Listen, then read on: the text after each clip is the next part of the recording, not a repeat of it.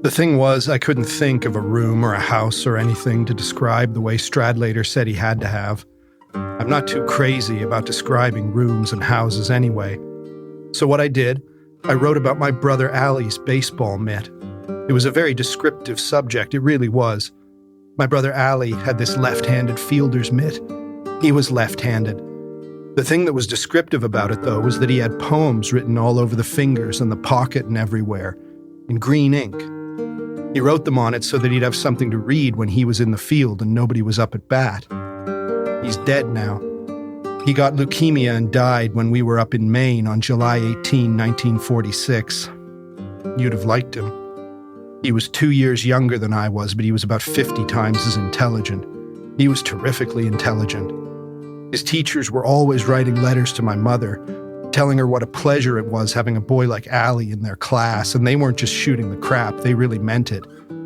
But it wasn't just that he was the most intelligent member in the family. He was also the nicest, in lots of ways. He never got mad at anybody. People with red hair are supposed to get mad very easily, but Ali never did, and he had very red hair. I'll tell you what kind of red hair he had. I started playing golf when I was only 10 years old. I remember once the summer I was around 12, teeing off and all, and having a hunch that if I turned around all of a sudden I'd see Ali. So I did. And sure enough, he was sitting on his bike outside the fence. There was this fence that went all around the course. And he was sitting there about 150 yards behind me watching me tee off. That's the kind of red hair he had. God, he was a nice kid, though. He used to laugh so hard at something he thought of at the dinner table that he just about fell off his chair. I was only 13, and they were going to have me psychoanalyzed and all because I broke all the windows in the garage. I don't blame them, I really don't.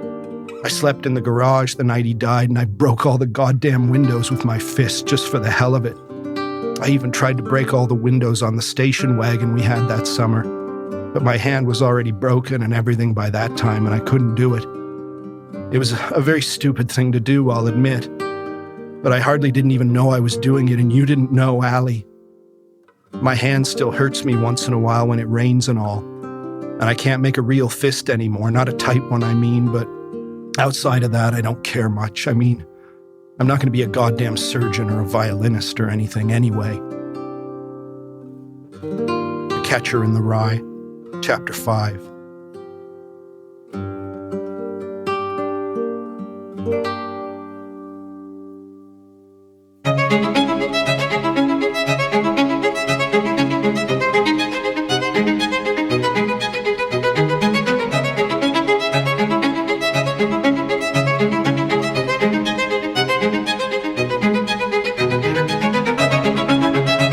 Welcome to Professing Literature, the podcast where we look closely at passages of drama, poetry, and fiction in the hopes of seeing writers in action and understanding what's at stake and what they're doing. I'm David Anderson, Associate Professor of Renaissance Literature at the University of Oklahoma.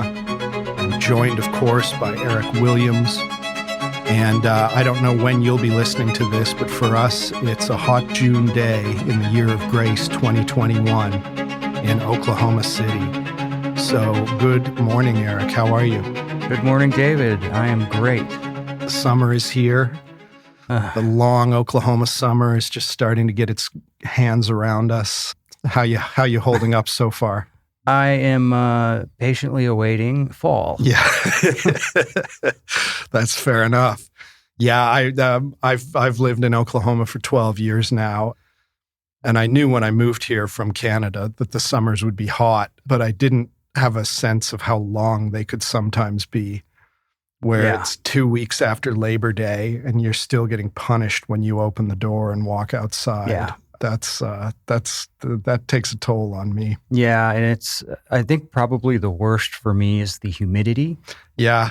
Yeah, where it reminds me, I grew up in the Washington, D.C. area, so the humidity there is just horrible. Yeah, legendary. So it might just be 89 degrees out, but the humidity is so high that you go outside and next thing you know, your shirt is completely drenched in sweat. Yep.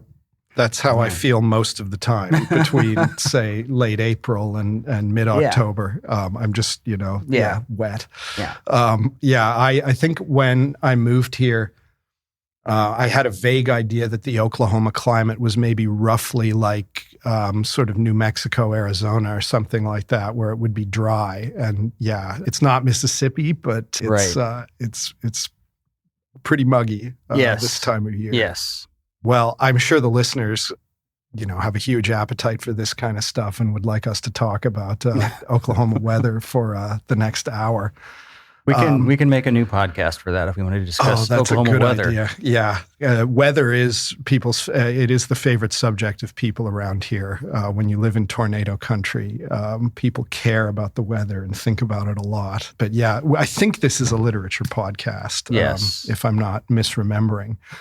But how does it feel now that we're actually releasing episodes? We've been recording them and kind of playing with the format for quite a while now, but now we are finally on all the major platforms and starting to push this out into the world. What do you think? Yes, it's pretty. I'm really excited about it. We've gotten a really good response, and thank you to everybody that listens. Indeed. We've gotten a lot of listens over the whole United States, and there's a lot of places outside of the United States that have given us a chance and have listened to all the episodes. Oh, so that's a sweet thing. Yeah, it's really great, and I've gotten a lot of good feedback.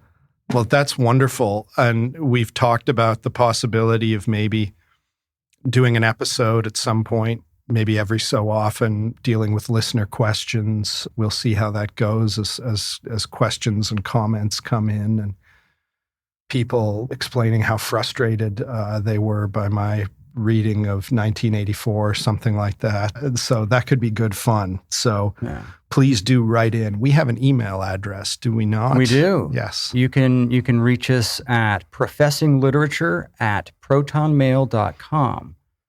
You can send, like David said, any questions. And what I'd like to do is compile a list of things that we get for whatever episode you're interested in, if you have any questions. And like David said, depending on how many we get, I thought it would be fun to dedicate a whole episode to talking about Macbeth or 1984 or one of the many other ones. So please do send us an email. And you can even, if you don't like us and want to tell us how bad we are, send us that too. Yeah. Or you could just dig a hole and scream it into the hole and then fill the hole back in. That's okay too. Yeah, that's not bad. Yeah. If you're really, really frustrated, I don't mind if you go that route either. But for our small band of loyal listeners, welcome back. For new people, welcome. I think you can see this as a fantastic buy low opportunity. You're getting in on something before it's cool. In the years to come, when everybody is listening to Professing Literature, you'll be able to say, I was an early adopter. I knew. So that's just exciting.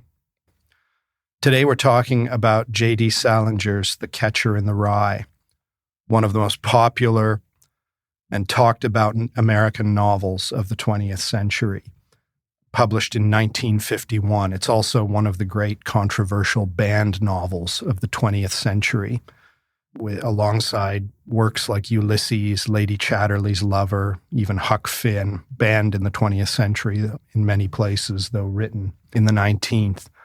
The Catcher in the Rye remains a beloved book. It's often the book the teenagers stumble onto, which seems to change everything for them, which gets them excited about literature. But of course, it was highly controversial for years after its publication. It's an often frank discussion of a teenage boy grappling with sexual desire that he doesn't understand, told with what in 1951 seemed like disturbing frankness, although now today it seems quite innocent. Holden curses. He says things he shouldn't say. Even in that initial opening clip we read, he showed his fondness for the word goddamn. So I apologize for that, but we are going to read those words because they're in the text. And the book also disturbed many because it was the depiction of a teenage boy's iconoclastic spirit. Holden Caulfield, the novel's narrator and protagonist, is an angry young man. He's outraged by the hypocrisy and the shallowness of the world around him. The word that keeps coming back to him over and over, and the word that readers of The Catcher in the Rye are so familiar with, is the word phony. Holden hates the phonies in the world. He hates the falsity. He hates the performance. He hates the hypocrisy. And so many pretentious balloons are punctured over the course of the novel. And of course, this is also the novel that made J.D. Salinger, the author, a recluse, a man who basically went into a long hiding/retirement in New Hampshire a few years after it was published and became famous. Salinger was a difficult and unsettled man. As sales mounted and mounted of this book, he couldn't stand the pressure of being in the public eye, and so he withdrew from it. And over the next few years, the published writing dried up. But anyway, we're talking about the novel itself today. Catcher is a simple story. It describes a few days in the life of a 16-year-old man. The young man, Holden Caulfield, narrates his own story. There is a sense of free association in the way he does so. There is pain and joy mingled together. One anecdote reminds him of another anecdote, which reminds him of a memory. Insight and nonsense are mixed together. Holden, as I said, is angry at the hypocrisy around him, and he is dimly aware that he himself is also a hypocrite. We meet him on his last day at an expensive prep school after he has been expelled. It's a couple of days before the Christmas break. Holden has been told he will not be invited back to school for the following semester. He's coming to terms with this because it's not the first time he's flunked out of an expensive prep school. And he knows what's waiting for him at home when he goes to confront his parents. And so he decides, spur of the moment, to leave the school in the middle of the night while there's still a couple of days to run before the Christmas vacation. And he decides to take the train into his hometown of Manhattan, where he will spend a few days at a hotel before confronting his parents with the news that he's been expelled yet again. He has enough cash saved up that he figures he can last for a few days before he has to face the music. I remember as I was probably about 16 years old when I first read this novel in my sheltered rural Canadian boyhood, and the idea that someone my age could take a handful of money and take a train to New York and just kind of live in a hotel sort of knocked me over. But Holden is a different kind of creature. Holden doesn't fit in with the world. He's not comfortable in it. It's not because he's not intelligent. He's very intelligent. And it's not because he's a social outcast. He's good looking. He's good at certain things, not everything. And he's got enough ease of manner that he can make friends. He's from a privileged background, the son of a successful New York lawyer. But he's been a failure repeatedly throughout his high school education. And this time around at Pensy Prep, his posh boarding school, we find out that he flunked every class except for English. And so he's going to have to pick up and start all over again. The first few chapters of the book cover his last evening at Pensy. We see his discontent with his teachers and fellow students, the difficulty he has in being comfortable with them, in enjoying their company, and feeling accepted by them, and an even greater difficulty in accepting them, because he's got problems with so many of those who surround him. And then, at about a quarter of the way through the novel, begins the excursion to Manhattan. Over the next few days, Holden drinks too much, and he eats and sleeps too little. He has encounters with various people, at one point 2 nuns, a prostitute and her pimp, a cabbie, an old teacher, his little sister Phoebe, a sometimes on-again, off-again girlfriend, and an old school friend who isn't much of a friend. Most of these encounters are unsatisfactory. He is longing for contact, but looking for it in the wrong places, and not knowing how to make it when it comes before him in the right places. Holden watches the world. He's attracted to unusual things and unusual people, and so often disgusted by those who seem to be performing in the way that society deems praiseworthy. His behavior gets more erratic and desperate, and we begin to see that he's physically ill and emotionally exhausted. And at the end of the story, he's collapsed. We glean from only a couple of mentions in the text. There's a few points in the text where Salinger suggests that Holden is in California at what, for lack of a better word, could be called a sanatorium. Clearly, after his collapse, his parents have sent him to a kind of high-end place for him to recuperate. And so he's telling this story to some kind of therapist, although we don't have clear details about that. The passage I want to spend most of our time with today is midway through the book. And it's a series of memories Holden has connected to a girl who is on his mind throughout the book, a girl named Jane Gallagher. He's been thinking about her since very early in the novel, and she never entirely goes away. And this is the moment where Jane is focused on with the most sharpness. She is on Holden's mind so much, partly because at the beginning of the novel, he heard that his roommate, Walter Stradlater, is going on a date with Jane that evening. And this bothers Holden in a way that he can't entirely articulate.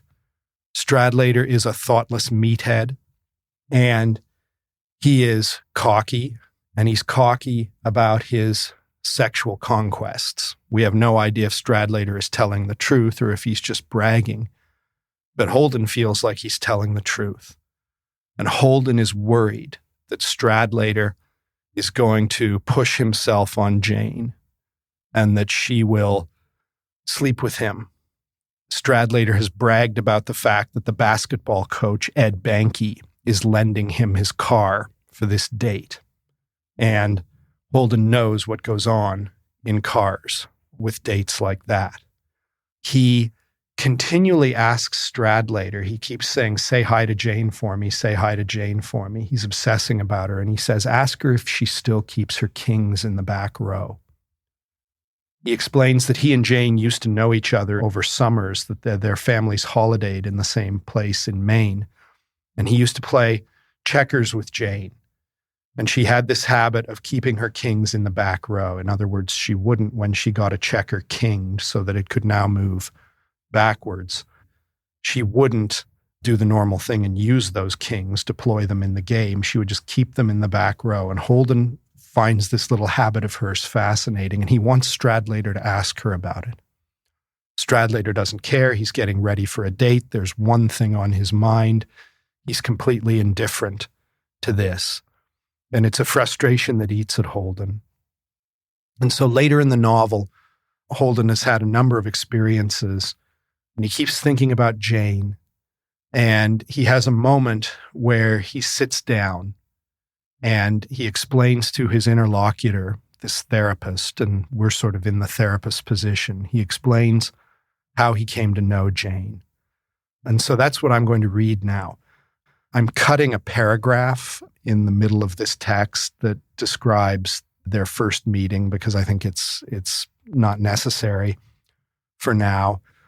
A couple of phrases that I'll explain. First of all, most of you will probably know that the phrase necking is like mid-century slang for, I guess, what we would call making out. I don't know what crazy euphemism the kids are using these days, but necking means kissing.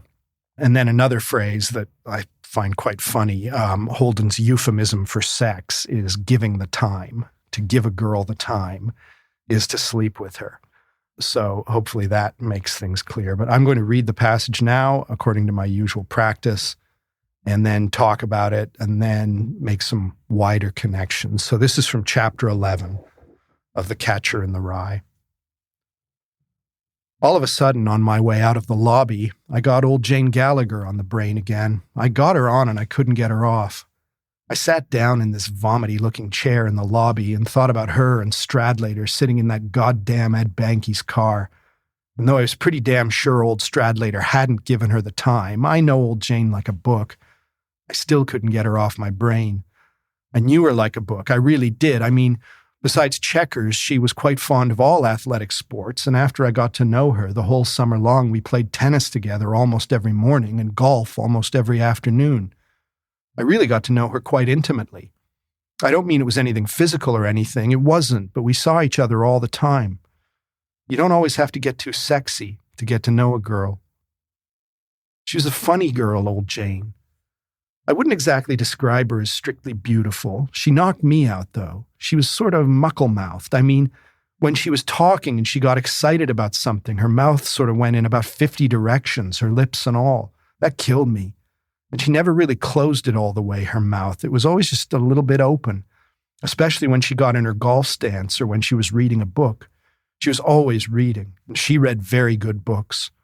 She read a lot of poetry and all. She was the only one outside my family that I ever showed Allie's baseball mitt to with all the poems written on it. She'd never met Allie or anything because that was her first summer in Maine. Before that, she went to Cape Cod, but I told her quite a lot about him. She was interested in all that kind of stuff. My mother didn't like her too much. I mean, my mother always thought Jane and her mother were sort of snubbing her or something when they didn't say hello. My mother saw them in the village a lot because Jane used to drive to market with her mother in this LaSalle convertible they had. My mother didn't think Jane was pretty even. I did, though. I just liked the way she looked, that's all. I remember this one afternoon, it was the only time Jane and I ever got close to necking even. It was a Saturday and it was raining like a bastard out, and I was over at her house on the porch. They had this big screened-in porch. We were playing checkers. I used to kid her once in a while because she wouldn't take her kings out of the back row. But I didn't kid her much, though. You never wanted to kid Jane too much. I really like it best when you can kid the pants off a girl when the opportunity arises, but it's a funny thing. The girls I like best are the ones I never feel much like kidding. Sometimes I think they'd like it if you kidded them. In fact, I know they would, but it's hard to get started once you've known them a pretty long time and never kidded them. Anyway, I was telling you about that afternoon Jane and I came close to necking. It was raining like hell, and we were out on the porch, and all of a sudden this booze hound her mother was married to came onto the porch and asked Jane if there were any cigarettes in the house. I didn't know him too well or anything, but he looked like the kind of guy that wouldn't talk to you much unless he wanted something off you. He had a lousy personality. Anyway, old Jane wouldn't answer him when he asked her if she knew where there was any cigarettes. So the guy asked her again, but she still wouldn't answer him. She didn't even look up from the game. Finally, the guy went in the house. When he did, I asked Jane what the hell was going on. She wouldn't even answer me then. She made out like she was concentrating on her next move in the game and all. Then, all of a sudden, this tear plopped down on the checkerboard, on one of the red squares. Boy, I can still see it. She just rubbed it into the board with her finger. I don't know why, but it bothered the hell out of me. So what I did was, I went over and made her move over on the glider so that I could sit down next to her. I practically sat down in her lap, as a matter of fact. Then she really started to cry. And the next thing I knew, I was kissing her all over, anywhere. Her eyes, her nose, her forehead, her eyebrows and all, her ears, her whole face except her mouth and all. She sort of wouldn't let me get to her mouth. Anyway, it was the closest we ever got to necking. After a while, she got up and went in and put on this red and white sweater she had that knocked me out, and we went to a goddamn movie. I asked her on the way if Mr. Cudahy, that was the booze hound's name, had ever tried to get wise with her. She was pretty young, but she had this terrific figure, and I wouldn't have put it past that Cudahy bastard. She said no, though. I never did find out what the hell was the matter. Some girls, you practically never find out what's the matter. I don't want you to get the idea that she was a goddamn icicle or something, just because we never necked or horsed around much. She wasn't. I held hands with her all the time, for instance. That doesn't sound like much, I realize, but she was terrific to hold hands with. Most girls, if you hold hands with them, their goddamn hand dies on you, or else they think they have to keep moving their hand all the time, as if they were afraid they'd bore you or something. Jane was different. We'd get into a goddamn movie or something, and right away we'd start holding hands, and we wouldn't quit till the movie was over. And without changing position or making a big deal out of it, you never even worried with Jane whether your hand was sweaty or not. All you knew was you were happy. You really were. One other thing I just thought of. One time in this movie, Jane did something that about knocked me out. The newsreel was on or something, and all of a sudden I felt this hand on the back of my neck, and it was Jane's. It was a funny thing to do. I mean, she was quite young and all, and most girls, if you see them putting the hand on the back of somebody's neck, they're around 25 or 30, and usually they're doing it to their husband or their little kid. I do it to my kid's sister Phoebe once in a while, for instance. But if a girl's quite young and all, and she does it, it's so pretty, it just about kills you. Anyway, that's what I was thinking about while I sat in the vomity-looking chair in the lobby. Old Jane. Every time I got to the part about her out with Stradlater in that damn Ed Banky's car, it almost drove me crazy. I knew she wouldn't let him get to first base with her, but it drove me crazy anyway. I don't even like to talk about it, if you want to know the truth. There we are. So, this is a really important passage in the novel, although, like so much of this novel, it can slip by you. And you can just be caught up in this young man's narrative. Salinger just saturates the book with so much detail, though, and some of it is interconnected in really marvelous ways. And so let's take a closer look at it. So Holden is explaining to the person he's talking to, this analyst or therapist or counselor figure, that he takes a minute to sit down. And when he sits down, the thing that fills his mind is Jane Gallagher. We can infer that he probably thinks about Jane every so often, but now he can't get her off his mind. And it's because of this date with Stradlater, this good-looking, beefy, strong, confident, young dullard who has had enough success with women, with girls, that Holden is nervous. And so he's thinking about Jane. He says, I got her on the brain again. I got her on and I couldn't get her off. So there's something here that's an obsession for him. And he says he's thinking about her in that car with Stradlater. Not just a car, but that goddamn Ed Banky's car. He keeps, whenever he thinks about this, he keeps bringing up the fact that the car was borrowed by Stradlater from the basketball coach. He complains to himself or to his therapist earlier in the novel about how Stradlater's on the basketball team and about how all those basketball jocks stick together. And the coach of the team, Ed Banky, is happy to lend them his car. And Holden always uses that name. Why does he do that? Well, because what the hell is Ed Banky doing as a supposedly responsible adult by lending his car for something like this? In Holden's imagination, that car's purpose is not transportation, but it's a way to provide a person like Stradlater with an opportunity on a young woman. And Holden is bothered. Holden is bothered throughout the novel, and we'll see it below in the passage we're looking at. Even more strongly, he is bothered by adults who let children down. And Ed Banky is on that list. There's no reason why that name should come up, why this car should be especially distinguished as Ed Banky's car. Holden doesn't say it explicitly.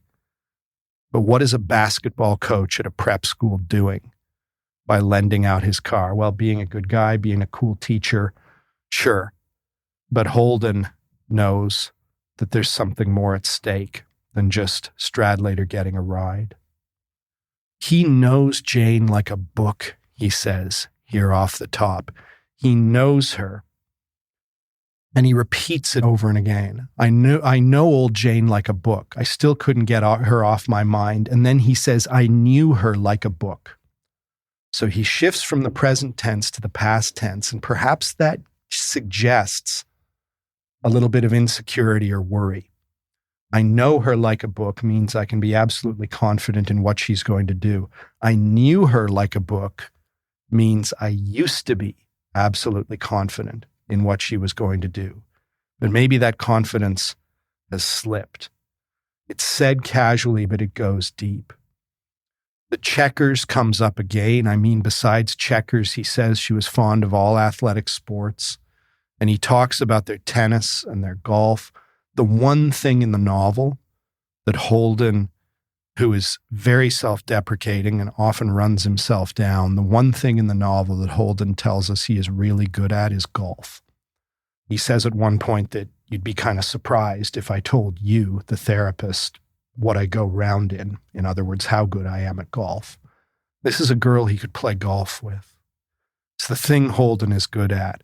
And he explains, I got to know her quite intimately, but that doesn't mean we fooled around much. Holden has already told us that he's still a virgin. He's a virgin who is bothered by his virginity because he feels the social stigma that was beginning to rise in the middle 20th century among teenage men towards that. So he is insecure about the fact that he hasn't slept with a girl yet. And yet it becomes clear to us that the reason that he hasn't slept with a girl is that he doesn't feel right about it for a number of different reasons. It's the Stradlaters of the world who at age 16 do. And he explains, he goes out of his way to explain, I got to know her well, intimately is the word he uses, even though I didn't get too sexy with her. You don't have to get too sexy to get to know a girl. We see here, I think, part of why I and maybe so many others love Holden so much as a character. He's an angry young man, but he's also a gentle young man. And he's positioned here in a really interesting way. The reason Holden is figured as an alienated character in this book is not just because he's distanced from the mainstream culture, the culture of the movies, which he despises, the culture of his prep school, the culture of success. He hates the idea that he's supposed to go away after college and earn a bunch of money. He's alienated from that kind of mainstream side of the culture, but he's also alienated from the emergent counterculture that in the late 40s through the 50s and finally in the explosion of the 60s was going to possess the minds of the North American youth, offering a whole new way of relating to the world. Holden is rebellious, and so to a certain extent, he's a figure of that counterculture, but he's not comfortable with it any more than he is with the dominant culture represented by his parents and his school and other people. He is not comfortable taking part in the movement. If part of the counterculture is wrapped up in sexual liberation, Holden is uncertain about it, and he's not ready to dive in. And so he's isolated both from the culture of the world above, the world ahead of him down the road, but he's also uncertain about his place in the nascent rebellious culture that's beginning to characterize post-war America. And so where does a young man in that position turn? He continues on and he talks about Jane and the way she looks. He says, he concedes, she's not strictly beautiful, even though he's attracted to her. He's clearly attracted to her. He talks later on about her terrific figure, so it's not as though it is only Jane's mind that Holden is interested in. He's attracted to her, even though she's not maybe a conventional type in her beauty. He sees things in her that he loves. He loves her mouth, which is, well, I don't quite know how to unpack the phrase muckle-mouthed that he uses, but he says her mouth goes in about 50 directions when she gets excited, and he likes that about her. That killed me. And he likes the fact that she never closes her mouth all the way. It's not generally taken to be a sign of good breeding when someone doesn't close their mouth, but Holden is smitten by this, and why is interesting. It suggests, there's something childish about that gesture of this young woman who, probably just because of her facial physiognomy, doesn't close her mouth as often as other people do, but it suggests innocence and vulnerability, as well as Holden's close observation. And then we hear a key fact. Jane loves reading. Holden respects reading. Holden is a reader himself, although he feels like he doesn't read enough good books often enough. And he loves the fact that Jane was a serious reader. And he tells us she was the only one outside my family that I ever showed Allie's baseball mitt to, with all the poems written on it. She was interested in that stuff, he says. That means, really, she was interested in Holden, but that she's a person who Holden can trust with this. This baseball mitt that we've already heard about at the top of the episode is sacred to Holden, and we'll say more about that in a little while. But Jane is someone that he can trust with this subject. He can show it to her. This baseball mitt, this left-handed fielder's mitt, we have all of this detail about it with poems written on it in green ink. This little boy would write poetry on the baseball mitt that he would read while he was waiting in the outfield for someone to get to the plate. And Jane was the one person Holden could share this baseball mitt with. Now, when we first hear about the baseball mitt in the paragraph I read, the reason it comes up is that Holden makes a very strange and unexpected choice.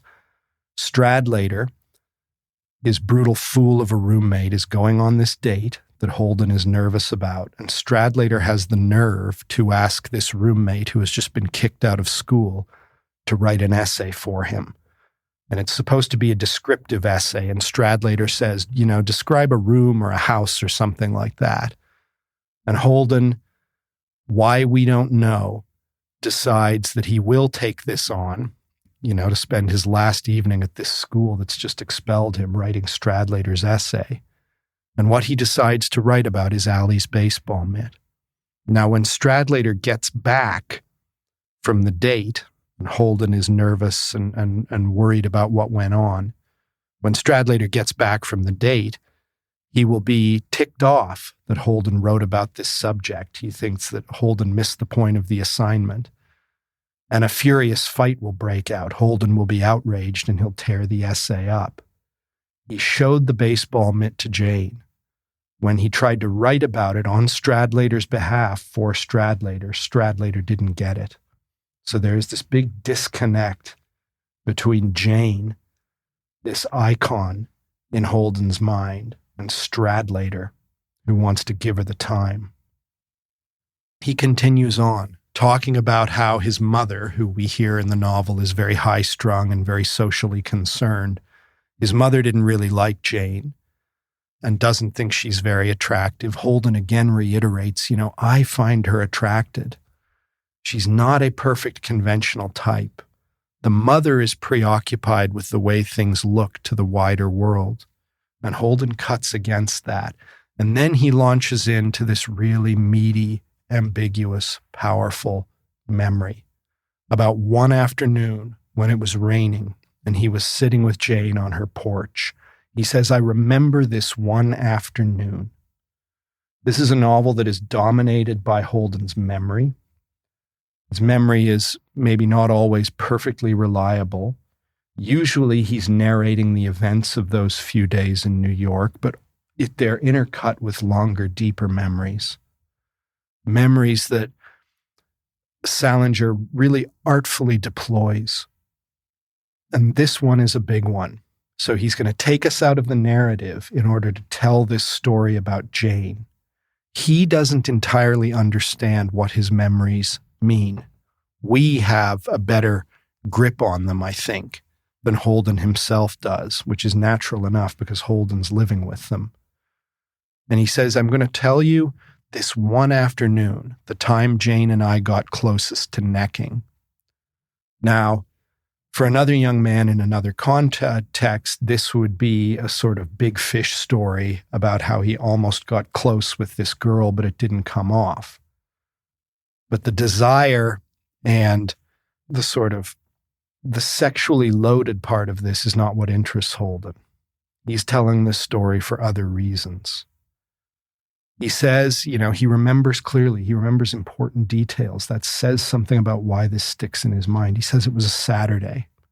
Now notice, it's worth mentioning in the passage we began the episode with when he's talking about his brother, when he mentions his brother's death, he says it was July 18th, 1946. He remembers that date. He remembers that this was a Saturday, not just any day. This memory matters to him. And it was raining out and we were playing checkers.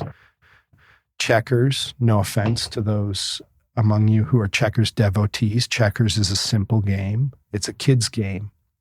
There's nothing wrong with it.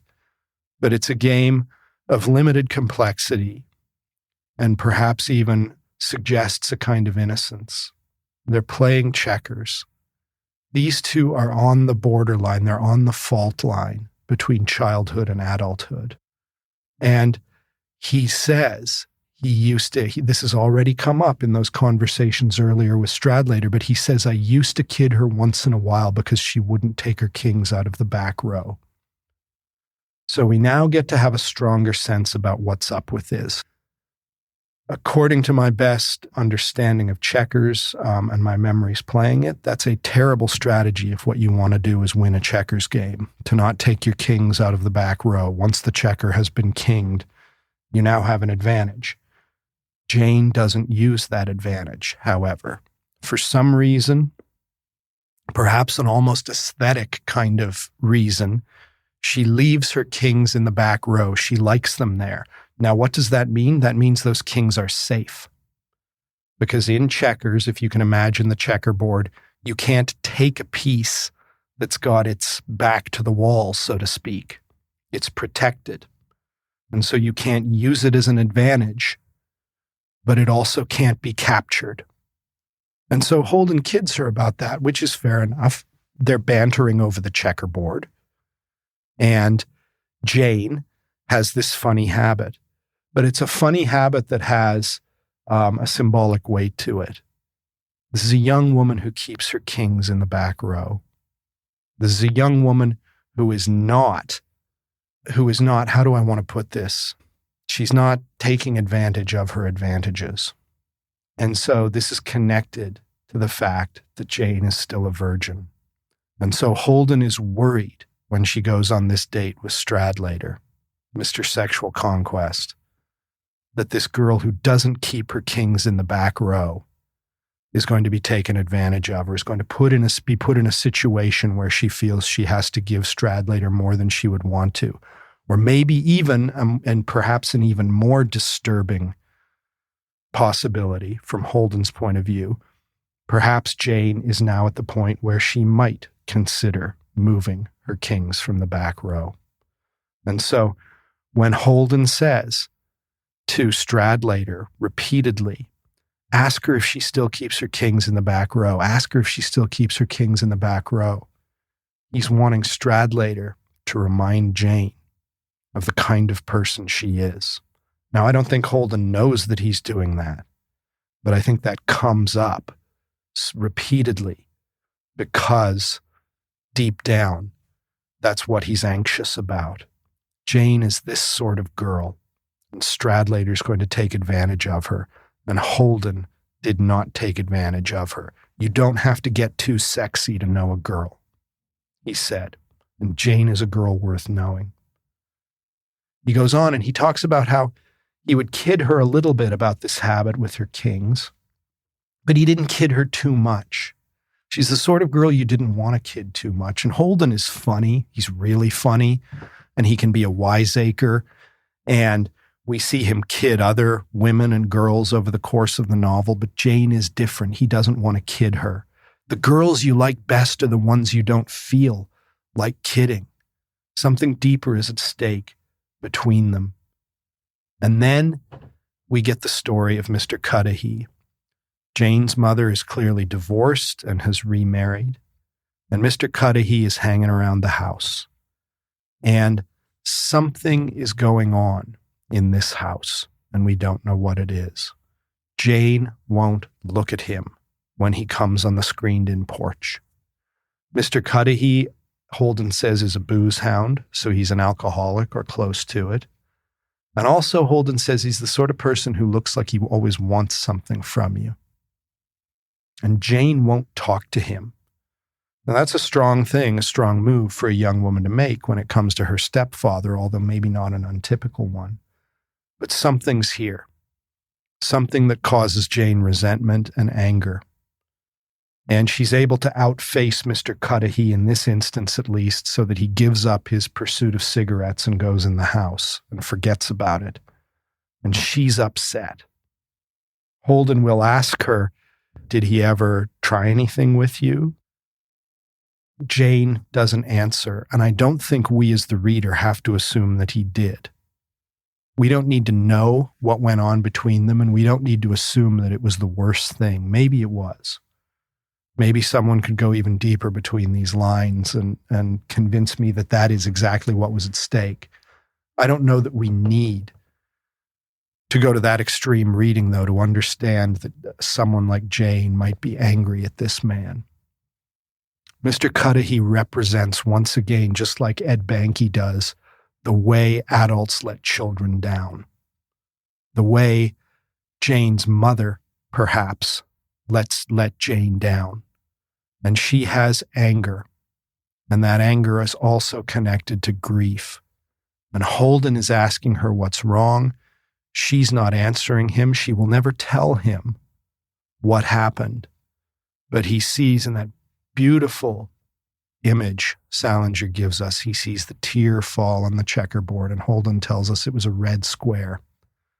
And so we, the reader, it's impossible for us not to imagine that red checker square and the tear landing on it. And then Jane rubbing it into the board with her finger. It's captured so beautifully by Salinger. And so Jane is brought to tears by this. And Holden doesn't know what to do on one level. Holden is not able to talk to her about this, and it's not his fault. He's at this point, 15 years old, something like that.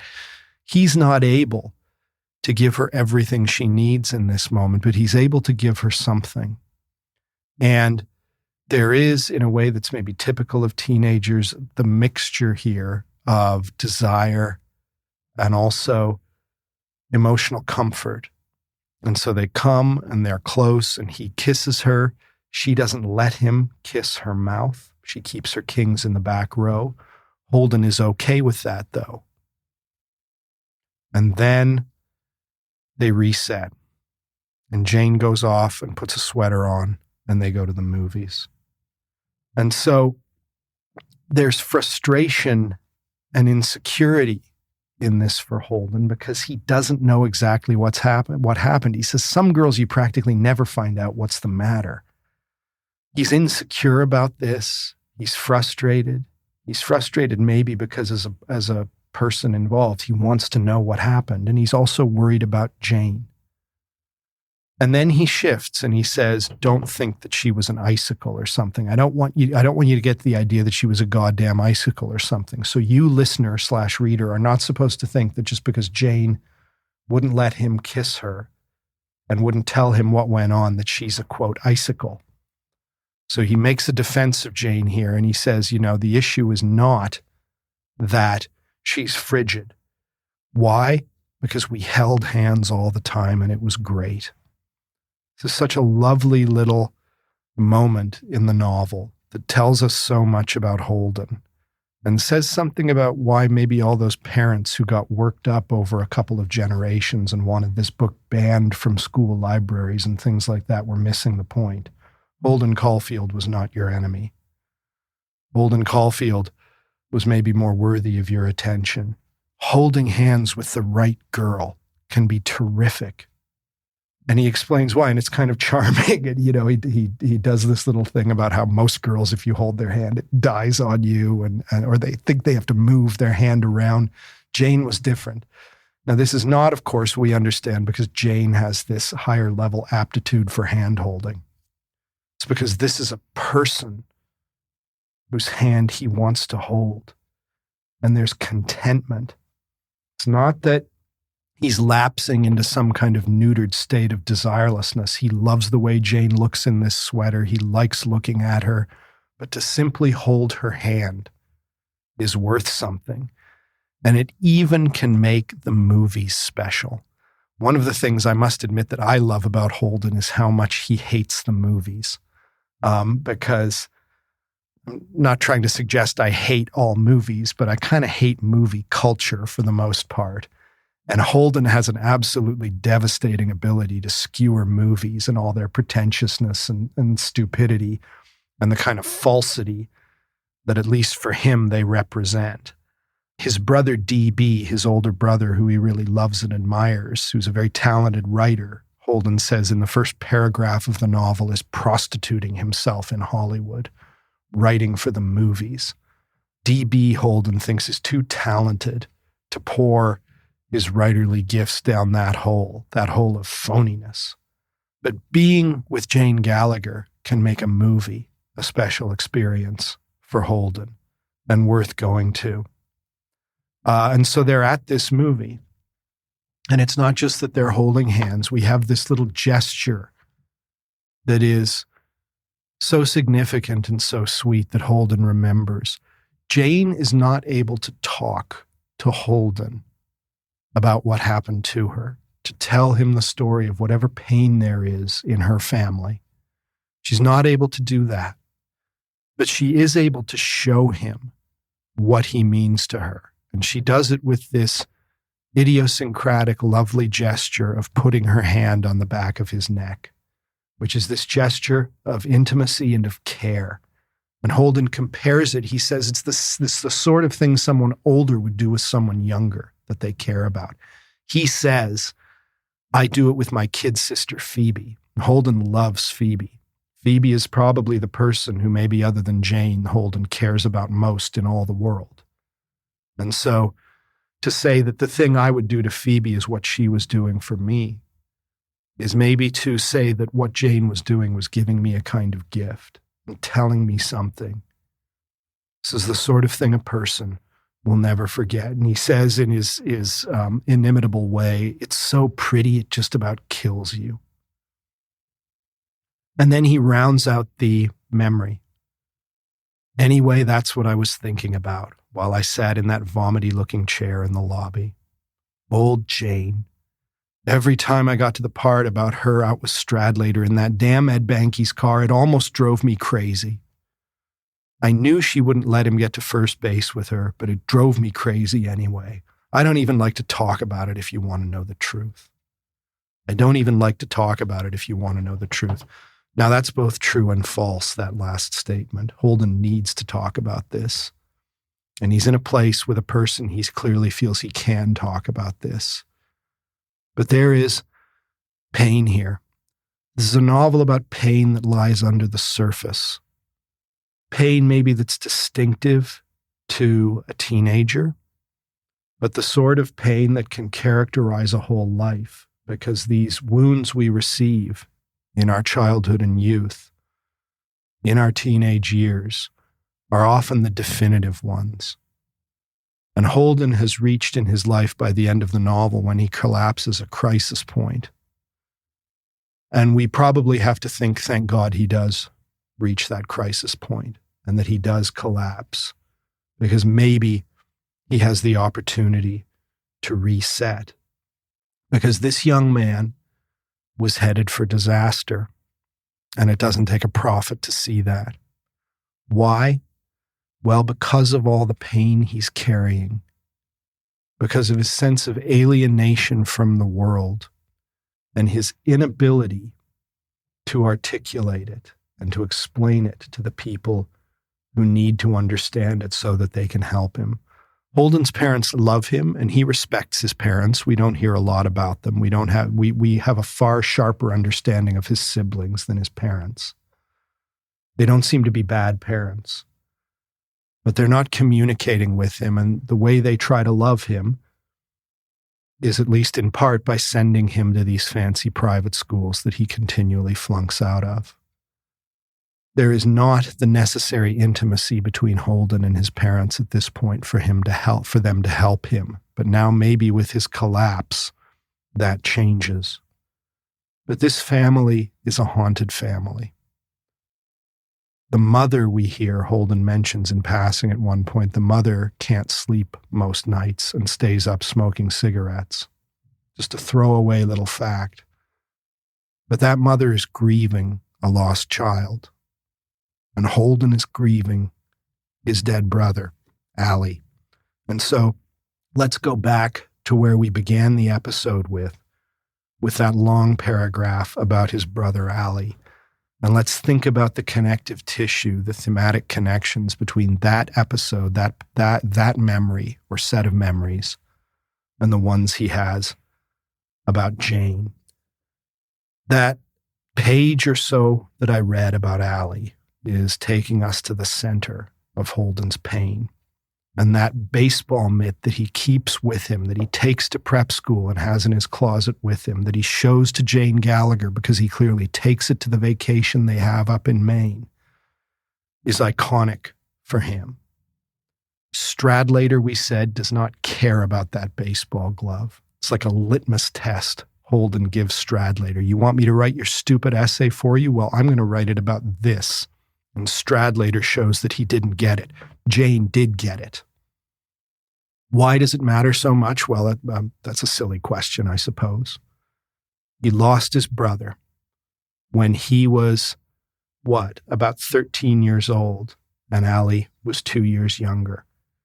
He lost his brother because of that horrible, hideous, ugly word that stands out in the paragraph. This paragraph of sort of teenage speak has a brutal, clinical word in the middle of it that is discordant: leukemia.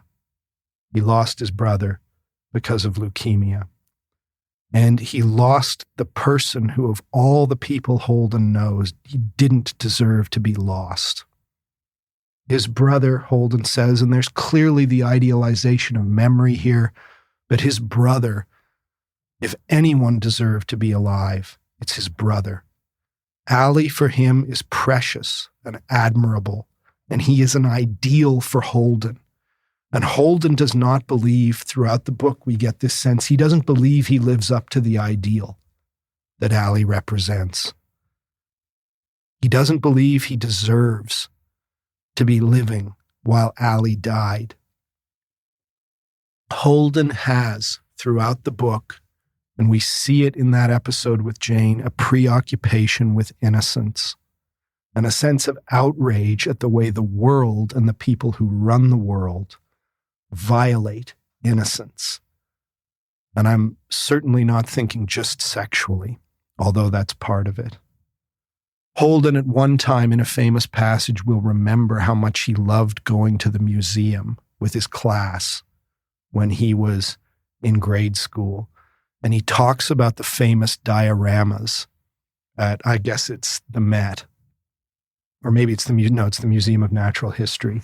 The dioramas that show wildlife in action or Native Americans engaged in various pursuits, an Inuit man fishing at a hole in the ice. Holden is fascinated by this, and he says he loves how if you come back to the museum over and over again, you'll be different, but they'll be the same. The geese will still be flying south.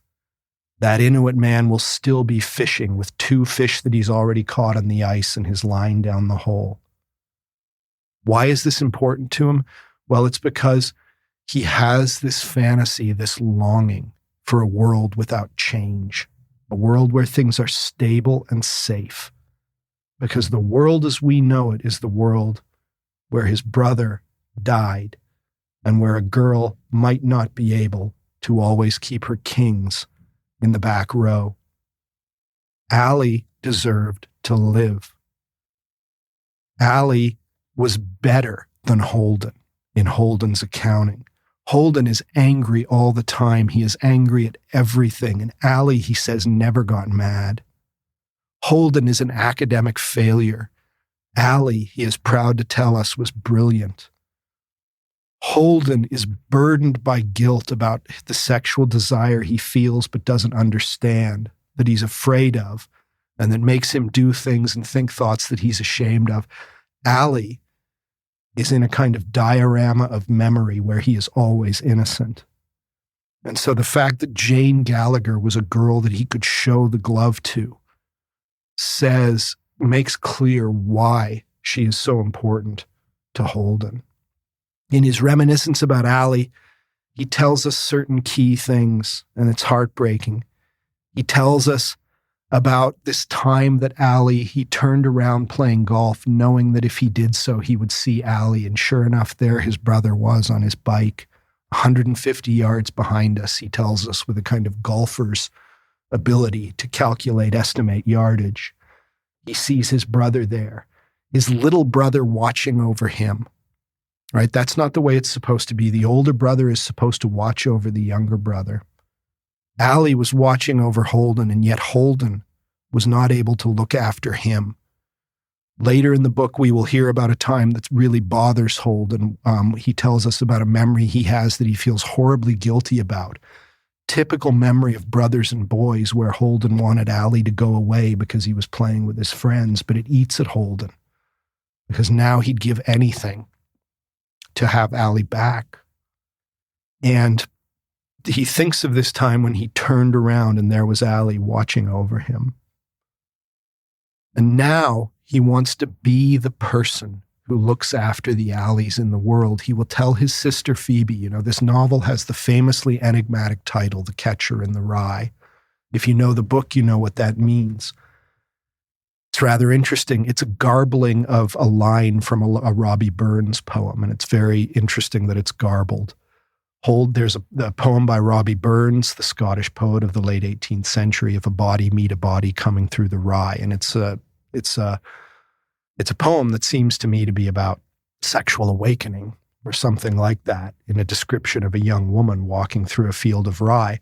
But Holden, in typical fashion, maybe misunderstands and misquotes the line. And he thinks it says, if a body catch a body coming through the rye. And Holden tells his sister Phoebe. Phoebe asks him, what do you want to do? What do you want to be? You're so angry. You're not happy about anything. What do you want to be when you grow up? And Holden doesn't know what to say. He doesn't want to be anything when he grows up. He doesn't want to be a success, but he says, you know that song? And Phoebe says, it's not a song, it's a poem. And Holden says, oh, okay, well, if a body catch a body. And Phoebe says, you're quoting that wrong. It's if a body meet a body. And Holden says, okay, but here's what I want to be. I want to be the catcher in the rye. I imagine a great big field of rye on the edge of a cliff and little kids running around it. Holden loves children. Little kids running around it and playing. And every once in a while, one of them might run too close to the edge of the cliff, and I would be there to catch them. I would be the catcher in the rye. That's what I'd like to do. And it's very funny because Phoebe tells him that's not a job. You can't do that. You can't get trained or educated to be the catcher in the rye. And Holden's like, yeah, it's stupid, but that's what I want to be. He wants to look out for the Allies and the Jane Gallaghers in the world. And he's angry at the fact that the world of adults and the world of nature fundamentally won't allow that to be. That we are not in those dioramas at the museum. He is concerned with what poets of an earlier age would call mutability, changefulness, the fact that we live in a world that is changing all around us, and that nothing can stay as we would have it, that things pass away. And A moment that we anticipate comes to us and we have it for a split second, and then it is gone and it can only be remembered. And people come to us too and pass through our hands. And Holden can't, at this point in his young life, because of the trauma that's clearly happened in his past, Holden can't yet, anyways, get perspective on this and reconcile himself to it. And so at the end of the passage we began with, he tells us this fact about, this young boy, 13 years old, filled with fury and grief, breaking the windows in the garage with his hand, punching out the windows until his hand is broken. That horrible thing he says, he tried to break the windows on the car, but his hand was too busted up at that point. He's angry. He's angry. And he says, I was only 13 and they were going to have me psychoanalyzed and all because I broke all the windows in the garage. And then he says, I don't blame them. I really don't. Well, maybe he shouldn't blame them. Maybe that would have been the right thing to do, certainly to have him talk to someone. But of course he does blame them. Of course he blames them. This happened to my brother. And this is what you can't understand. You can't understand why I'd want to bust these windows. You need me to talk to a shrink. You can't understand this. And he ends that passage saying, it's okay. My hand still hurts me sometimes when it rains. A loaded detail. No one's going to misunderstand the significance of that. Holden is still carrying this pain and he still feels it. I can't make a proper fist anymore. My hand doesn't work properly. It's okay. It doesn't matter. Of course it matters. He can't make a fist. He can't get his hands around life and the world, at least at this point in his story. There's too much pain that hasn't been worked through. And he says with a typical Holden Caulfield shrug, I'm not going to be a goddamn surgeon or a violinist or something. Well, maybe not. But there's a kind of fatalistic surrender to indifference in that phrase that's so sad. No, maybe you won't be a surgeon. Maybe it won't impede your career, that you won't have perfect command of your grip. But Holden is already giving up in a way. We have to hope as the reader, and I know I do, that this crisis that he has come to is going to be the thing that allows him to once again stand up with the wisdom that can make his grief something he can carry and understand.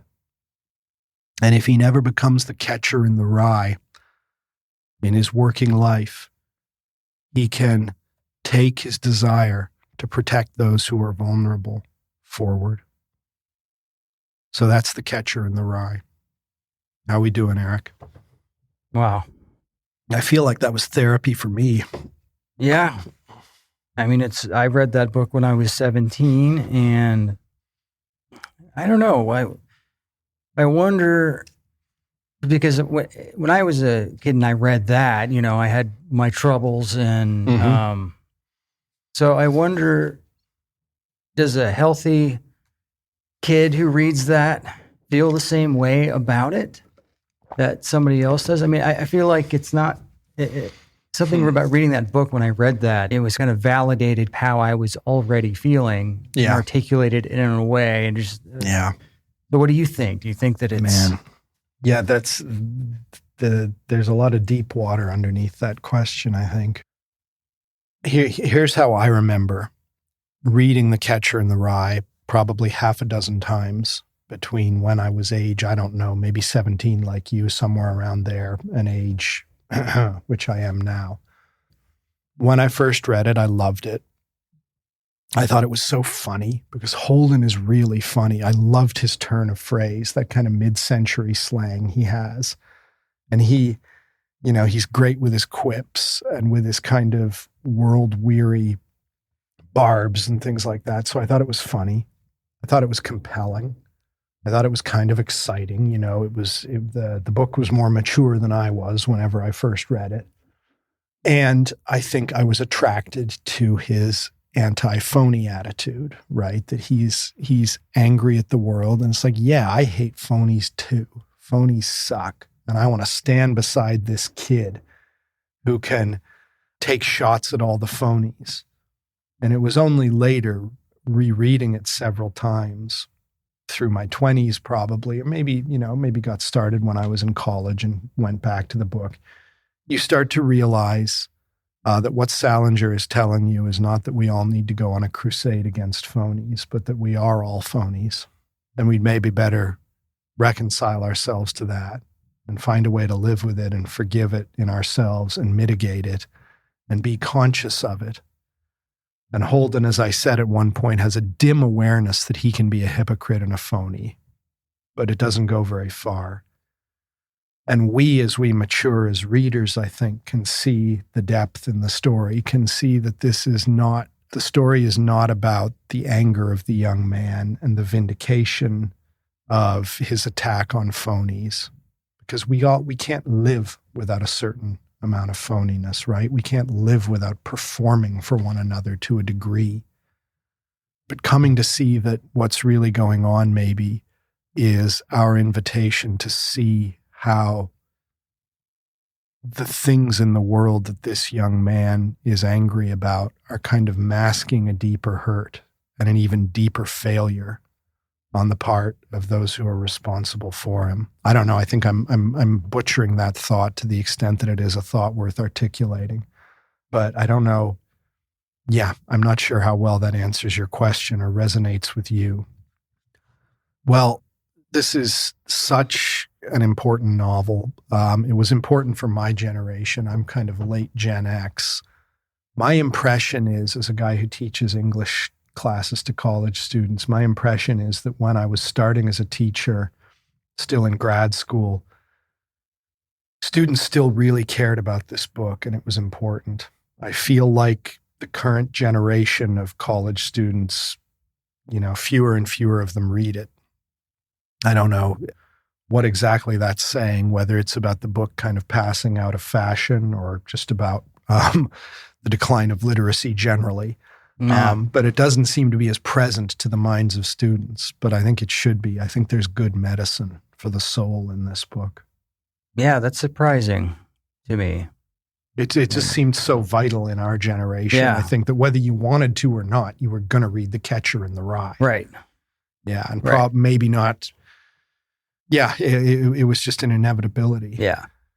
And I think it was in our curriculum in high school. Yeah, somewhere mine too. Along in there. And though I didn't read it for class, as many things, I went back. I read it, after the fact on my own time, because that was how I did things. Everything was my own time. I was going to let a teacher tell me when to read a book. It's phonies. Yeah. Yeah. I think I just by happenstance read it about a year before it was on our syllabus. So I came around to it a second time in class and I had a good teacher. And so probably saw a lot more than I otherwise would have than I did the first time around. But yeah. Well, it's a beautiful novel. And we look forward to being with you again. I think next time we're going back about 1,000 years or more in the history of English literature to somewhere near the very beginnings. So on that enigmatic note, on behalf of Eric Williams, I'm David Anderson, and this has been Professing Literature. Thank you very much, and goodbye.